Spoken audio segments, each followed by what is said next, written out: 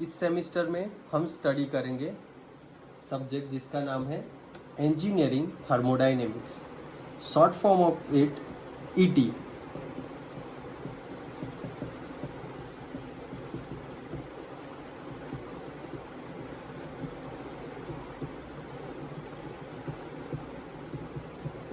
अब engineering thermodynamic, आज हम उसका सिंपली इंट्रोडक्शन देंगे।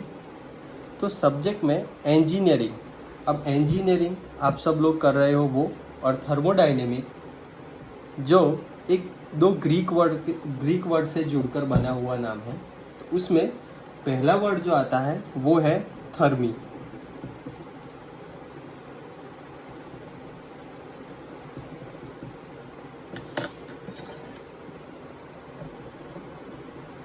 जिसको हम बोलते हैं हीट।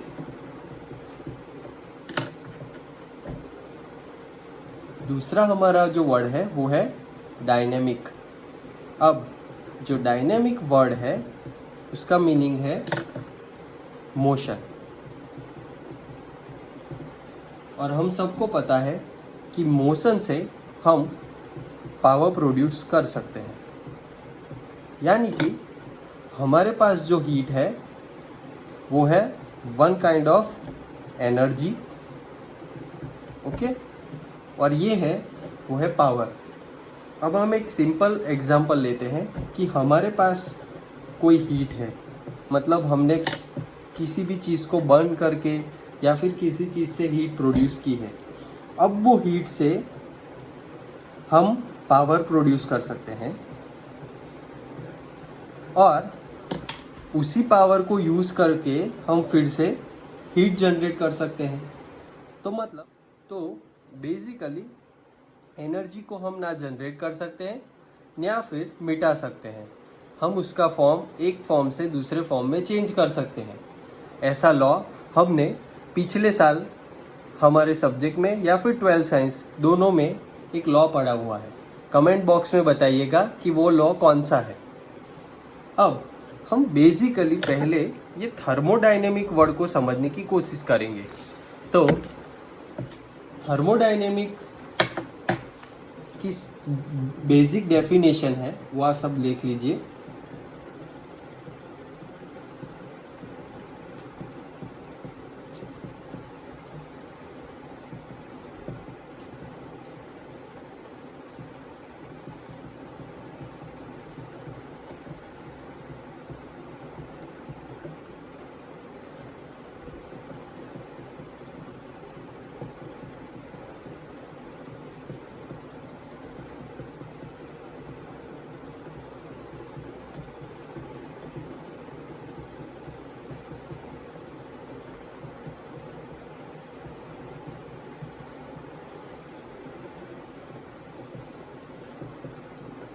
ओके, तो डेफिनेशन जैसे बताई जा रही है कि thermodynamic is the science of energy interaction and its effect on physical property of matter. मतलब एक ऐसा साइंस है कि जिसके इंटरेक्शन में आते ही जो फिजिकल प्रॉपर्टी है उस पर कुछ इफेक्ट होती है।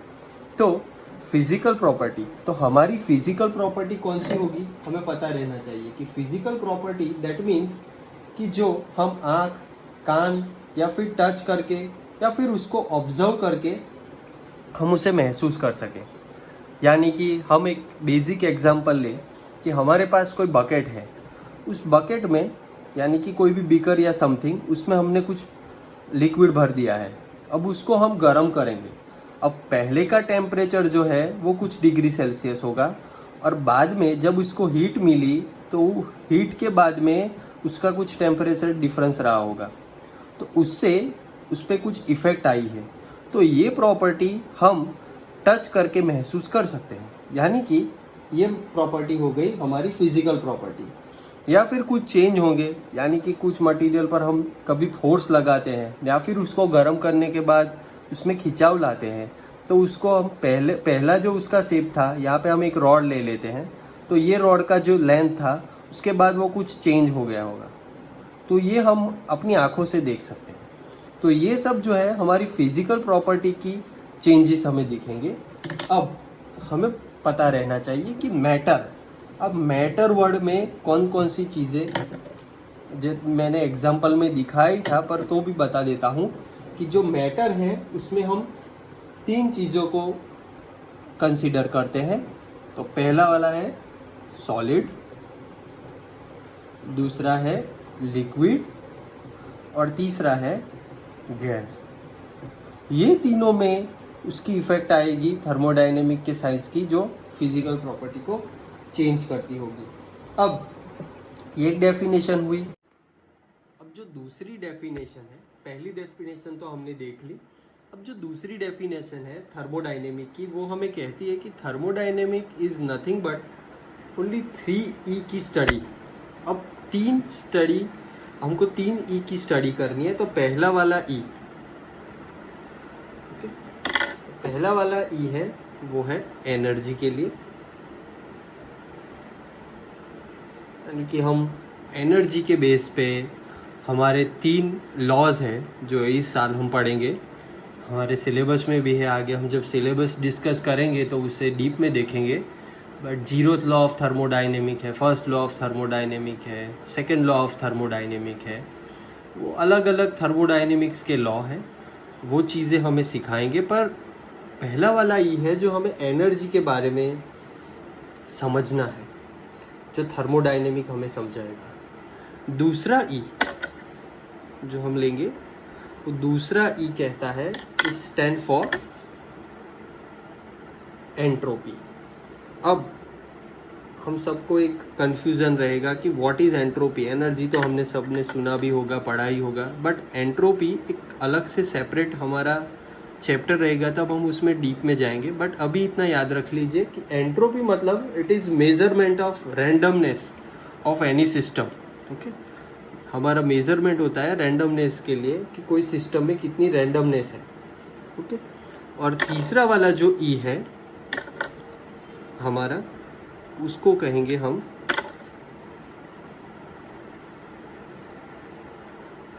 इक्विलिब्रियम। ओके, अब इक्विलिब्रियम जो है वो 3 टाइप के होते हैं।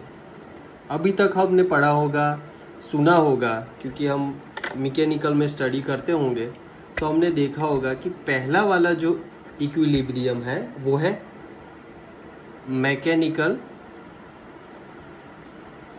इक्विलिब्रियम। अब जो मैकेनिकल इक्विलिब्रियम है वो कहता है कि जब कोई बॉडी है, मतलब मान लो यहाँ पे हमारे पास कोई बीम है। अब इस बीम पे नंबर ऑफ फोर्सेस लग रहे हैं कहीं से भी, अभी हमको नहीं पता है, कहीं से भी F फोर्स लग रहे हैं, F से नोट कर रहे हैं उसको। अब वो जो फोर्स है वो सभी फोर्स, यानी कि ऑल फोर्सेस जो भी है, उसका जो समेशन है, मतलब उसका जो सम बनता है वो कितना होना चाहिए? 0। ये जब 0 होगा तब वो मैकेनिकल इक्विलिब्रियम में वो कंपोनेंट है, ऐसा हम बोलेंगे। ओके, तो ये हुआ हमारा मैकेनिकल इक्विलिब्रियम। अब जो सेकंड वन इक्विलिब्रियम है वो है हमारा केमिकल इक्विलिब्रियम। Chemical equilibrium. अब केमिकल इक्विलिब्रियम क्या है? तो हमारे पास 2 केमिकल हैं, एक केमिकल का नाम है A, एक केमिकल का नाम है B। अब उससे प्रोसेस करके हम बनाते हैं केमिकल C और D, कि एक कंपोजिशन है A और B का, उसमें कुछ प्रोसेस करके हम C और D बनाते हैं। अब बाद में क्या होता है, इट कैन बी रिवर्स, ये C और D A और B भी बन सकते हैं। A और B तो हम बना ही रहे हैं C और D। और ये जो केमिकल है वो जब एक दूसरे में ट्रांसफ़र हो सकते हैं तो हम उसको बोलेंगे केमिकल इक्विलिब्रियम।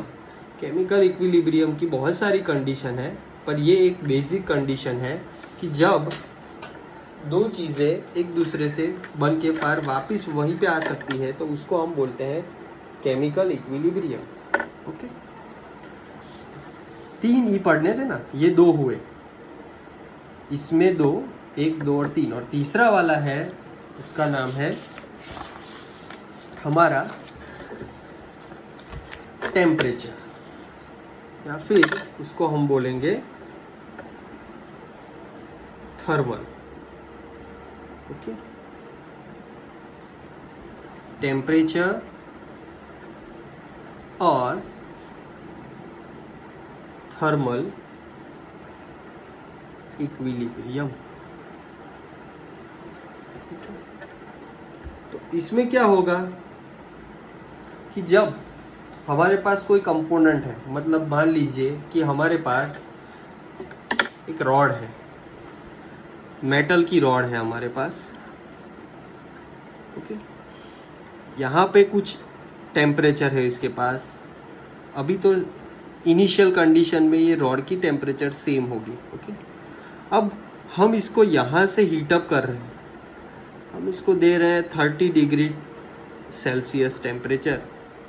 अब आगे जाके क्या होगा, ये एंड है, वो एंड बिना हीट दिए हुए ही 30 डिग्री टेम्परेचर पे पहुंच जाएगा। ऐसे एग्जाम्पल हमने घर में भी कई जगह पे देखे होंगे। तो ये जब रॉड है वो यहाँ से 30 डिग्री पास ऑन करते करते पूरे रॉड को 30 डिग्री सेल्सियस टेम्परेचर पे ले जाएगा।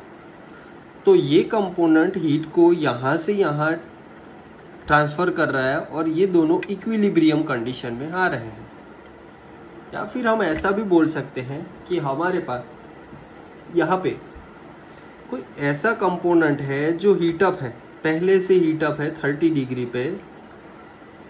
अब जो बाहर से हम यहाँ कुछ गैसेस या वाटर इसमें डालते हैं, ये भी 0 या फिर 1 डिग्री टेम्परेचर पे है या फिर 3 डिग्री टेम्परेचर पे है।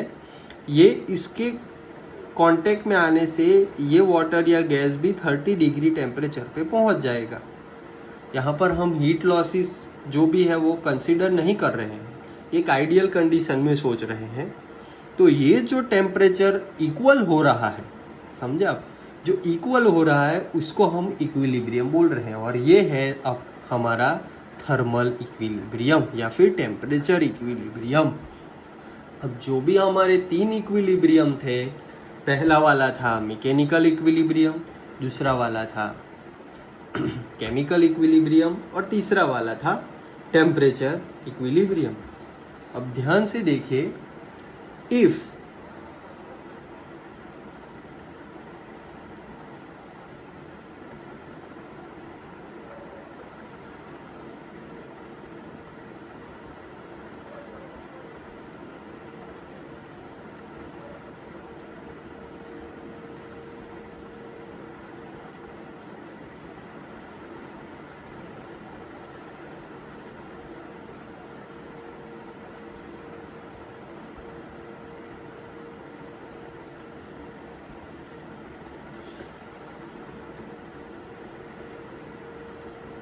Okay, if all equilibrium condition, जो भी हमने तीनों की तीनों देखी आगे, पहली वाली थी मैकेनिकल, दूसरी केमिकल और तीसरी थर्मल, ये तीनों की तीनों इक्विलिब्रियम कंडीशन जब प्रेजेंट होती है कुछ सब्सटेंस में, तो it will become thermodynamic equilibrium.